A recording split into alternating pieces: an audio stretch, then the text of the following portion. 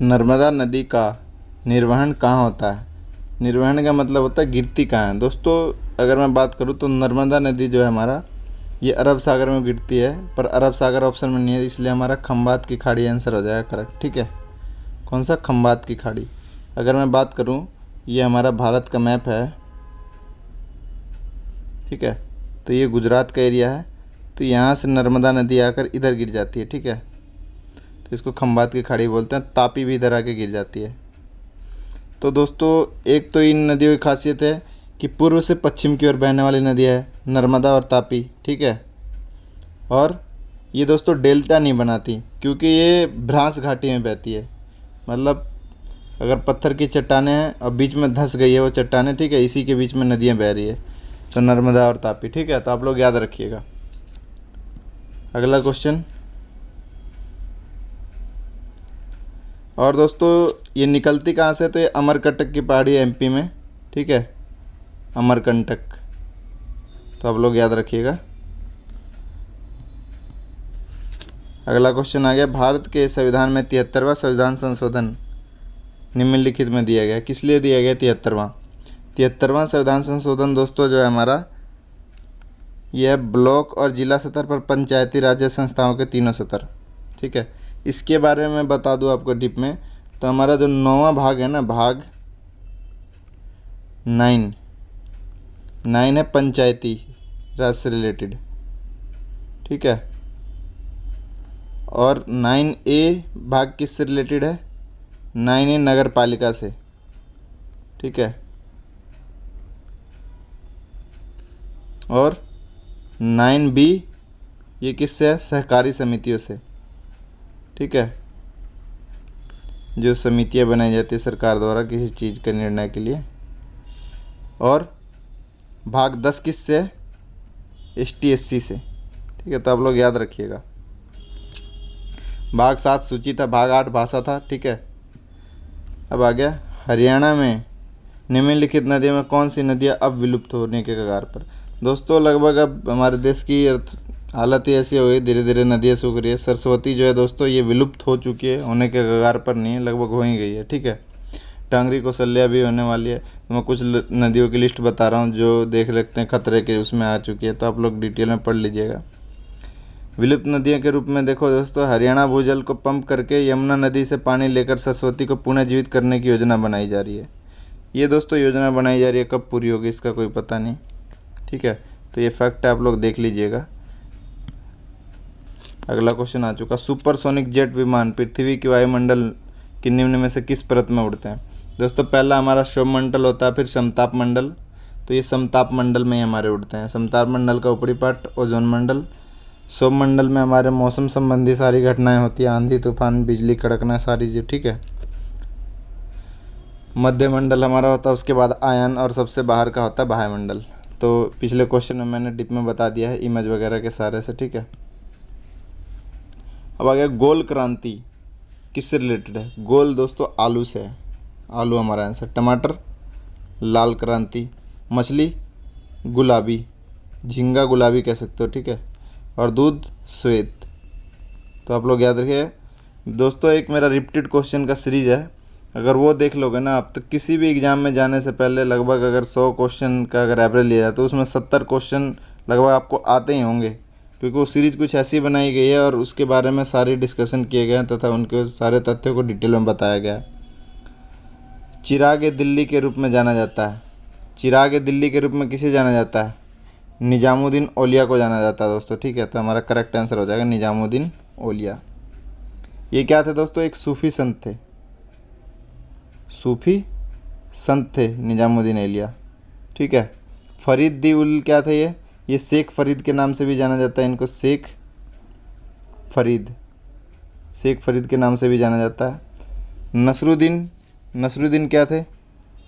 ये भी दोस्तों याद तो नहीं है मुझे, पर मईमुद्दीन का देख लेते हैं। मईमुद्दीन काफ़ी फेमस थे, ये भी एक सूफी संत थे और ये भक्ति पर जोर देते थे। ठीक है, भक्ति पर, कि भक्ति करो, भक्ति में ये सब चीज़ है। ये भी सूफी संत थे। ठीक है, इनसे रिलेटेड बस ये पूछता है क्या सूफी संत थे, कौन क्या थे, सेम ही क्वेश्चन रिपीट हो गया। निम्नलिखित में से किस जिले में हरियाणा राज्य में मृत्यु दर सबसे अधिक है? सबसे मृत्यु दर दोस्तों अधिक है रोहतक में। ठीक है, मृत्यु दर क्या है? 8.33% है यहाँ मृत्यु दर। ठीक है, 100 में से इतने मर जाते हैं। कौन सा शहर हरियाणा के पेरिस के रूप में जाना जाता है? दोस्तों करनाल को जाना जाता है हरियाणा के पेरिस के रूप में। करनाल को दोस्तों, हरियाणा को धान का कटोरा भी कहा जाता है, आप लोग याद रखिएगा। धान का कटोरा हरियाणा को बोला था। रिसर्च सिटी किसको बोलते हैं? करनाल। ठीक है, तो आप लोग याद रखिएगा। गांधी जी का चंपारण आंदोलन किससे संबंधित है? दोस्तों चंपारण जो है ना, अंग्रेज जो है ज़बरदस्ती, मतलब अगर टोटल 20 भाग भूमि को माने तो उसमें 3 भाग पे कंपलसरी जो है वो नील उगवाते ही थे अंग्रेज। ठीक है, कि आपको उगाना ही पड़ेगा, तो इसको नील से था, ये किसानों का आंदोलन था, तो इसमें गांधी जी ने जाके आंदोलन किया था, तो फिर कुछ बातें मानी गई। ठीक है, ये कब हुआ था? 1917 में चंपारण सत्याग्रह बिहार में हुआ था। ठीक है, तो काफ़ी क्वेश्चन इससे आता है। क्रिप्स मिशन दोस्तों ये 1924 में आया था। ठीक है, 1924 में। हाँ, सेकेंड वर्ल्ड वार जो बता रहा हूँ मैं, कि ये साथ देंगे हम लोग का, तो इसलिए था। साइमन कमीशन किस लिए था दोस्तों? साइमन कमीशन दोस्तों ये गोरों की एक चाल थी ये भी, कि भाई हम तुम्हें हम शासन प्रशासन को तरीके से चलाएंगे। लेकिन इसमें 7 सदस्य जो आए थे ना, वो सारे के सारे क्या थे? गोरे थे। गोरे मतलब वो अंग्रेज़ थे। ठीक है, इसी के विरोध में दोस्तों लाला लाजपत राय की दान चली गई थी, लाला लाजपत राय की। ठीक है, डंडे इनके लाठियों पे सर पे ज़्यादा पड़ गए थे। ठीक है, तो इन्होंने एक नारा दिया था, मेरे सर पर पड़ी एक एक लाठी कि अंग्रेज़ों की शासन में कील साबित होगी, कुछ ऐसा था। ठीक है, सविनय अवज्ञा आंदोलन ये 1930 में था, 1930 में। ठीक है, विरोधी आंदोलन भी कहते हैं, अंग्रेज विरोधी आंदोलन इसको। अगला क्वेश्चन, संस्कृत में महाभारत किसने लिखी थी? संस्कृत में महाभारत किसने लिखी थी दोस्तों? तो ये वेद व्यास जी थे, वेद व्यास, संत वेद व्यास। ठीक है, तो आप लोग याद रखिएगा। और नेक्स्ट क्वेश्चन, क्रांतिकारियों की एक गुप्त सोसाइटी अभिनव भारत ये किसने बनाया था? दोस्तों ये वी डी सावरकर जी ने बनाया था। ठीक है, गुप्त सोसाइटी थी, क्रांतिकारियों की मदद करती थी। अश्वनी कुमार तीर्थ अभिलेख महाभारत के किस जिले में है? ये दोस्तों हमारा जिंद में है। ठीक है, जिंद में।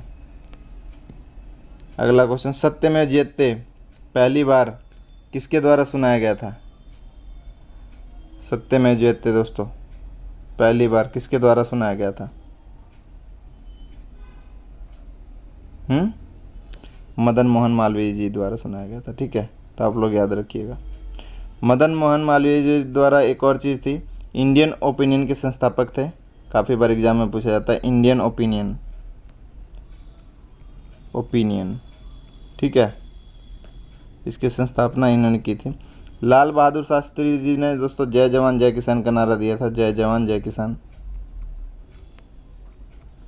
ठीक है, आगे लोकमान्य तिलक, इन्होंने क्या दिया था? लोकमान्य तिलक, स्वराज मेरा जन्म सिद्ध अधिकार है, स्वराज मेरा जन्म सिद्ध अधिकार है।